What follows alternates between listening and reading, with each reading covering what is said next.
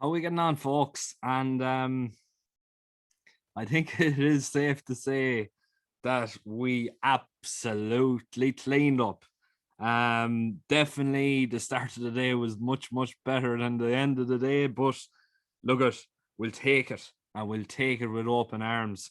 Obviously the next best of the day, Purple Mountain coming in, arguably very lucky, we can say. Only for Paul falling at the last. I think we're booked for second place, but that was 7-4 last night. I think it went off at even money or 11-10 or something along the lines like that. Um, then obviously Patron, we had a lovely, lovely, lovely 7-2 winner tipped up last night. Hallowed Star, very, very nice winner. Just rallied to the line. We interviewed a couple of people in Sharks Yard last week when we did visit, and Jody McGarvey said that this was, well, he presumed he was riding it, but he said it was the best chance of the yard, you could say, at the festival, and right he was. Obviously, look at the night before, we were very unlucky with Hewick.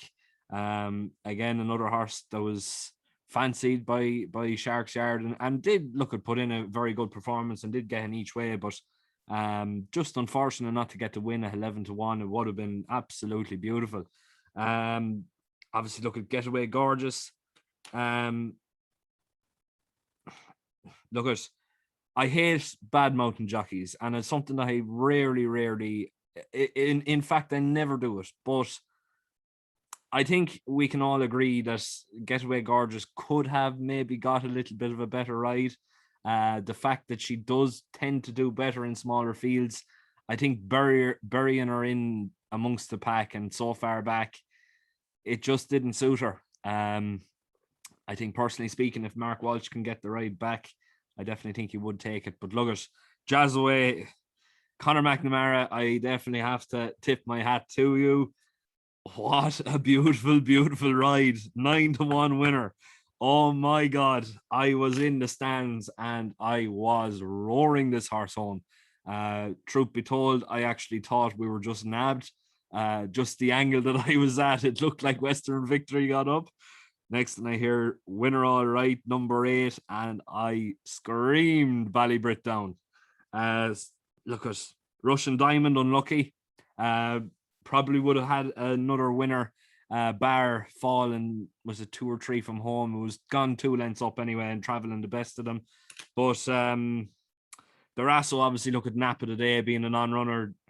I think in that field he would have absolutely sluiced up. I think 10 lengths, 15 lengths, easy as you like. The fact that he was well ahead of an awful lot of these the last day. Papong, very unlucky in the Blazers, but I have to say, great to see Gilligan's getting a winner. And Ashrow Diamond, just unlucky. She couldn't lay up with the me horse. I said it already, and I'll say it again. Going against the me's in Galway is a very, very dangerous business. And yeah, that one bit me on the backside. But look at, we will carry on into tomorrow. I have some very, very nice prices here. Some very, very big as 12-1, and as short as even money being the nap. But look at it, looks to be another potentially nice day. But saying that, with the flat, I definitely, and I strongly suggest this now, don't go mad. It's simple as that. Don't waste the money we won there today. Just go maybe 250 each way or 5 bets. That's all I would be doing, and that's all I actually have done, to be quite honest with you.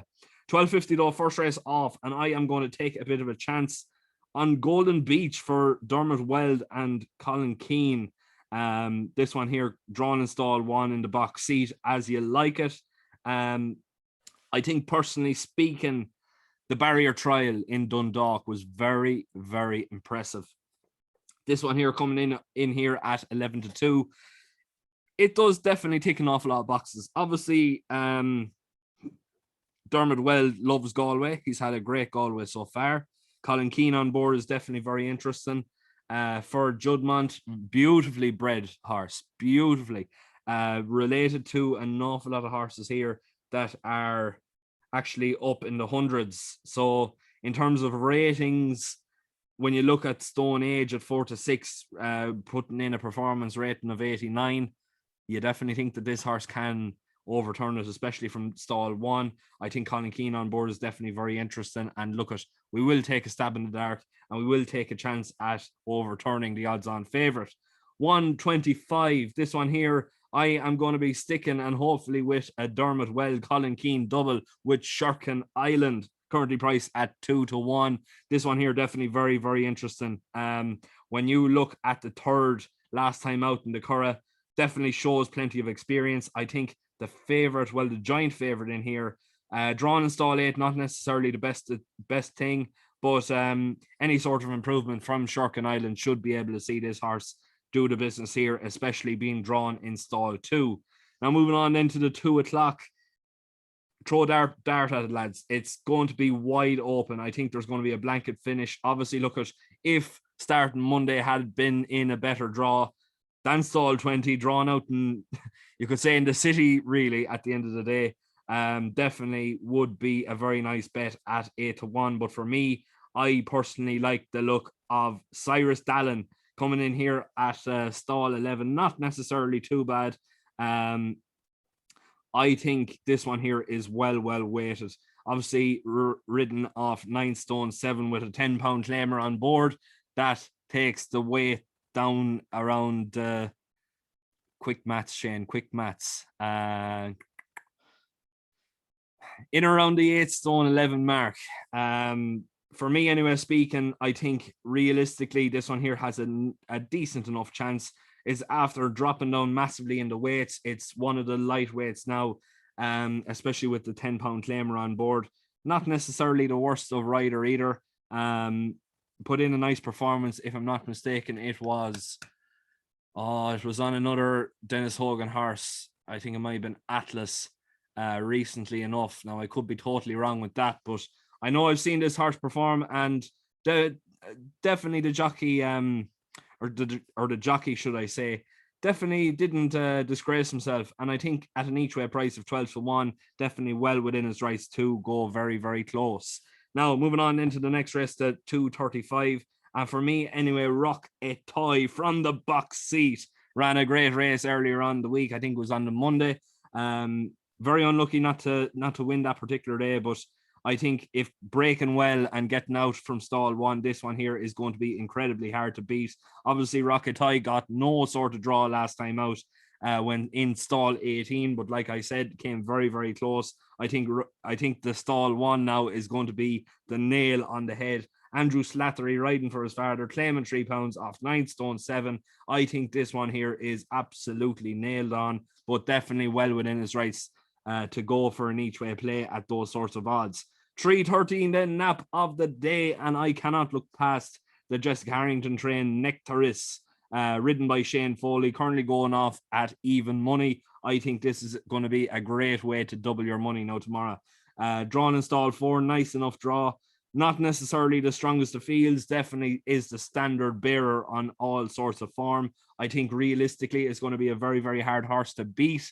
I think breaking well on this sort of ground is going to be absolutely brilliant.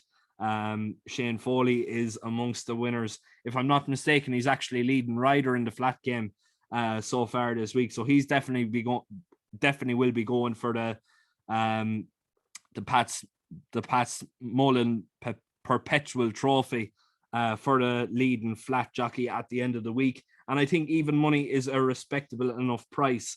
3:48 then, next race off, and I will actually be going with the Jim Bulger and Kevin Manning ridden Cool and Clever, drawn in stall 6. Not necessarily the best thing in the world, but not necessarily the worst either. Winner last time out, definitely showing plenty of improvement, and in my opinion, this one here could go very, very close. I think the breeding of it is pretty decent. Obviously, look at bred by Patrick Bulger. I'm pretty sure that's one of the Bulgers that I suppose Jim's family, you could say. Generally, they're in around the the ratings of 83 to 98. I think if producing that sort of form, obviously look at with Baroud being favourite here, off a rating of 85 is definitely well within his rights to go and be able to beat it. I know Dermot Weld in the box seat is going to be a very, very hard horse to beat, but I am going to take a bit of a chance here and say Cool and Clever is going to be just that tomorrow. 420 then. I have an each way patron for this, but I'm very, very tempted to go with Baby Zeus. And I'll probably go with Baby Zeus for the win, but there is an each way play that I am going with here that I really, really do fancy, and I think is going to run a very, very big race. But yeah, Baby Zeus, you don't see Kevin Manning riding for Willie Mullins too often. The fact that the money is down, definitely very, very interesting as well. Drawn in stall 2. Looks like it's going to get the box seat as well with the number 1. I think it is Knight of Malta. There's a... No, I don't know where I'm thinking Knight of Malta is running this. Maybe it's in the first race, but not sure. Just quickly glancing through. Okay, so Colin Keane is in stall 1 for Ger Lyons. Definitely very, very interesting as well. But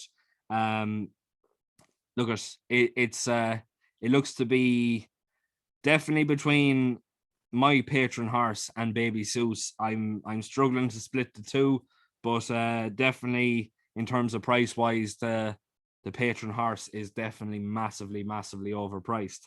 Moving on into the last race of the day, and this one is going to be the next best. Crassus for Noel Mead and Dylan Brown McMonigal. What a year this lad is having. I personally think this horse is going to be a very, very hard horse to stop. Looks to be the class act of the race. When you take his national hunt form into consideration, I think he is definitely going to be a very, very hard horse to stop, and he can mix it on the flat. Don't think he can't. Coming from Noel Mead, a man in great form and having a great year, both in the flat and over hurdles and fences, obviously, as well. But 4-1 for me, definitely the next best of the day. I cannot look past him. I think he is absolutely nailed on for this race and should take all the stopping. But look, I'm going to leave it there. I want to wish you all the very, very best of luck. Hopefully, we'll be able to make it 5 days of the 6 so far in fairly decent profit. It's been a great week, and all I can say is that I hope you all made plenty of money off my tips so far. Little bit concerned that the last 2 days are definitely the flat. I'm not betting big. Most I'm betting is fivers. So look, I would be advising all of you to do the very same. But yeah, it looks to be a fairly nice card on tomorrow. I definitely would be. I would be fairly happy with 1 or 2 winners anyway, definitely, without a shadow of a doubt. But look, I'm going to leave it there. Please make sure to keep liking, sharing, and subscribing. For those who want to sign up to Patreon, although it's probably not worth your while now, obviously going into the last day of the month, I leave a link in the description below. You can sign up on the first day of August. That's when you sign up, because what will happen is Patreon will double charge you for the sake of 1 day. And look at, realistically, it is it's not worth it. It's not worth it for the sake of a day. Just hold off and sign up now the day after tomorrow. But just going to give you a quick little insight into what we are hoping to do for the giveaway next month. We're hoping, and I stress this, we're hoping to give away a share in a horse. Now, to be able to get in with a chance of winning that, you'll have to sign up to the Patreon. We'll be giving it away fairly early on in the week. So if you can have it, if you can sign up before, say, the 5th or the 6th, that would be absolutely brilliant. And it'd save you missing out on such a great prize in terms of a share in a horse for a year. You won't find much better for €10 a month. But look, I'm going to leave it there. Please make sure to keep liking, sharing, and hitting that subscribe button. We are slowly but surely starting to get up to the 1,000 subscribers mark, even though we still have a long way to go. But the more subscribers, the better. Please, please, please keep hitting that red button down below. And look at the very, very best of luck as always now tomorrow.